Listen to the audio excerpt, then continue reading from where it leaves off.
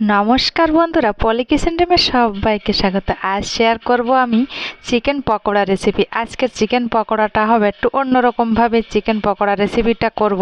আগেও আমি চিকেন পকোড়া রেসিপিটা দিয়েছি, তো আজকের রেসিপিটা হবে একটা জমজমাট রেসিপি। তো দেখতে থাকুন বন্ধুরা আজকের চিকেন পকোড়া রেসিপি।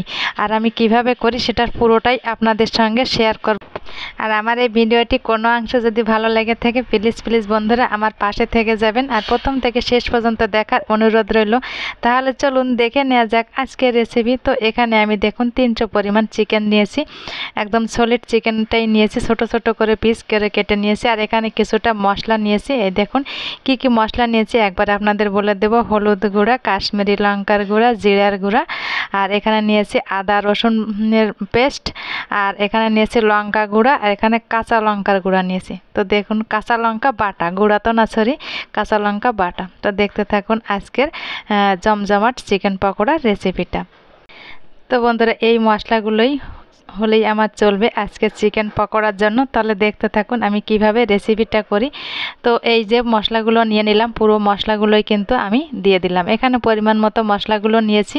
তো একবারে মশলাগুলো দিয়ে আমি এটাকে কাঁটা চামচের সাহায্যে একটু মিশিয়ে নিলাম। দেখতে থাকুন বন্ধুরা। তো মিশিয়ে এটাকে আমি একটু ঢেকে রাখবো 20 মিনিটের জন্য। ফিরে আসছি 20 মিনিট পর। তো 20 মিনিট পর ফিরে আসলাম। এবার ঢাকনাটাকে তুলে নিলাম। এবার বাকি উপকরণগুলো একটু কিন্তু আমি মিশিয়ে দিব। তো এখানে আমি নিয়েছি এই দেখুন বেসন। তো কিছুটা বেসন দিতে হবে। তো একটা পাত্রে আমি বেসনটা নিয়েছিলাম। এখানে 2 চামচের মতন বেসন দিয়েছি, আর এখানে 2 চামচ মতন দিয়ে দিলাম কর্নফ্লাওয়ার। তো বেসন আর কর্নফ্লাওয়ারটা আমি দিয়ে দিলাম। তো বেসন আর কর্নফ্লাওয়ারটা দিয়ে এবার এখানে দেখুন একটা ডিম নিয়েছি। একটা ডিম দিয়ে 300 গ্রাম চিকেনের জন্য যথেষ্ট। তো একটা ডিম ভেঙে দিলাম। তো বেসন, কর্নফ্লাওয়ার, ডিম দিয়ে আমি ভালোভাবে একটু আবার মিশিয়ে নিলাম। আর এখানে কিছুটা মশলা নিয়েছি, এটা বাড়িতেই আমি করে নিয়েছি। মশলাটা ধনে আর জিরা, তেজপাতা আর গোটা গরম মশলা সব মিশিয়ে গুঁড়ো করে রেখেছিলাম। তো ওটা দিয়ে দিলাম মশলা। ও মশলাগুলো বেশি দেওয়া যাবে না, হাফ চামচের মতন পরিমাণ মতন দিয়ে আমি আবার মাখিয়ে আবার একটু ঢেকে রাখলাম 10 মিনিটের জন্য। ফিরে আসলাম 10 মিনিট পর। এবার 10 মিনিট পর ফিরে এসে আমি কড়াইটা গরম করে একটু তেল দিয়ে দিই। তো একটা কথা ভুলে গেছি বন্ধুরা, এখানে চিকেনে কিন্তু আগে আমি লবণ আর ভিনেগার দিয়ে রেখেছিলাম। সাদা তেলেই পকোড়াগুলো ভাজবো। তো তেলটাকে কিন্তু অবশ্যই ভালোভাবে গরম করে নিতে হবে। তো আমি তেলটাকে ভালোভাবে গরম করে এবার আমি পকোড়াগুলো এক এক করে দিয়ে দিব। এই দেখুন এক এক করে পকোড়াগুলোকে দিয়ে দিলাম। তো চিকেনগুলোকে দিয়ে কিন্তু সঙ্গে সঙ্গে আমি নেড়ে দেবো না, কিছুক্ষণ অপেক্ষা করে তারপর আমি খুন্তি দিয়ে উল্টে পাল্টে চিকেনটাকে একটু উল্টে পাল্টে নেড়ে চেড়ে ভেজে নিব। তো এই চিকেনটা ভাজার সময় কিন্তু খুব বেশি তাড়াহুড়া করে করা যাবে না, একটু সময় নিয়ে চিকেনগুলোই কিন্তু আমি একটু ভেজে নিব। তো এই দেখুন আমি খুন্তি দিয়ে একটু উল্টে পাল্টে চিকেনগুলোকে একটু ভেজে নিচ্ছি। আর চিকেনগুলো ভাজার সময় বন্ধুরা অবশ্যই খেয়াল রাখতে হবে এই সময় উনুনের আঁচটাকে কিন্তু একদম হাইতে রাখা যাবে না কোনোভাবেই, আর একদম লোতেও রাখা যাবে না। লো টু মিডিয়ামে রাখতে হবে। মিডিয়ামে রেখে চিকেনগুলোকে কিন্তু একটু সময় নিয়ে এভাবে উল্টে পাল্টে একটু ভেজে নিতে হবে। এই দেখুন আমার কিছুটা চিকেন কিন্তু অলরেডি ভেজে নেওয়া হয়েছে চিকেন পকোড়া। তো চিকেন পকোড়াগুলোকে আমি ভেজে নিয়েছি। এই দেখুন এত একটা পাত্রে আমি এটাকে নামিয়ে নেব। তো আমার কাছে এখানে টিস্যু পেপার ছিল না, তো আমি একটা ডায়েরির পেজ নিয়ে ওখানে আমি পেজের উপর এই চিকেন পকোড়াগুলো এক এক করে দিয়ে দিলাম যাতে তেলটা চুষে যায়। তো আপনাদের কাছে টিস্যু পেপার থাকলে টিস্যু পেপারের পরে চিকেনগুলো রাখবেন। তো এই দেখুন এক এক করে কিন্তু আমি চিকেনগুলোকে ভেজে নিব। আর এই ভাজাই কিন্তু শেষ না বন্ধুরা, এরপরে কিন্তু আবারও কিন্তু চিকেনগুলোকে ভেজে নিতে হবে। একবার ভেজে নিলে কিন্তু চিকেনগুলো খুব বেশি একটা ভালো হয় না, ভিতরে একটু কাঁচা ভাব রয়ে যায়। ওই জন্য সেকেন্ডবারও কিন্তু চিকেনগুলো অবশ্যই কিন্তু আপনারা ভেজে নেবেন।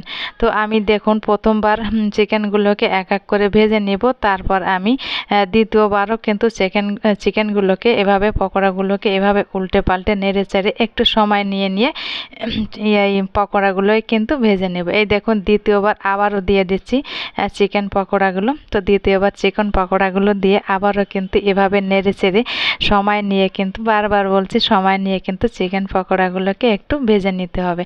এই দেখুন আগেও কিছুটা নামিয়ে নিয়েছিলাম। এই দেখুন বন্ধুরা, তো চিকেন পকোড়াগুলো কেমন হয়েছে আপনাদের সঙ্গে একটু ভেঙেও দেখাবো চিকেন পকোড়ার ভিতরটা কেমন হয়েছে। তো বন্ধুরা এতক্ষণ দেখতে দেখতে যারা লাইক দিতে ভুলে গেছেন অবশ্যই কিন্তু ছোট্ট করে একটা লাইক দিয়ে দেবেন। আপনাদের একটা লাইকে কিন্তু আমাদের ভিডিওগুলো অনেক দূর পৌঁছে দেয় বন্ধুরা। আর ভালো হোক মন্দ হোক অবশ্যই কিন্তু কমেন্টে জানাবেন চিকেন পকোড়াটা কেমন হয়েছে।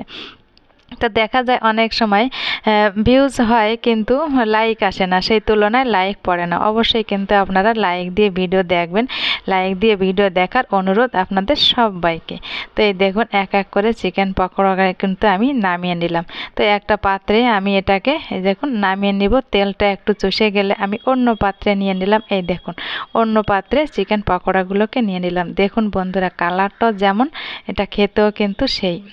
তো অনায়াসে কিন্তু বাড়িতে চিকেন পকোড়া বানিয়ে নেওয়া যায়, আর সবার সঙ্গে কিন্তু পরিবারের সবার সঙ্গে এটা শেয়ার করা যায়।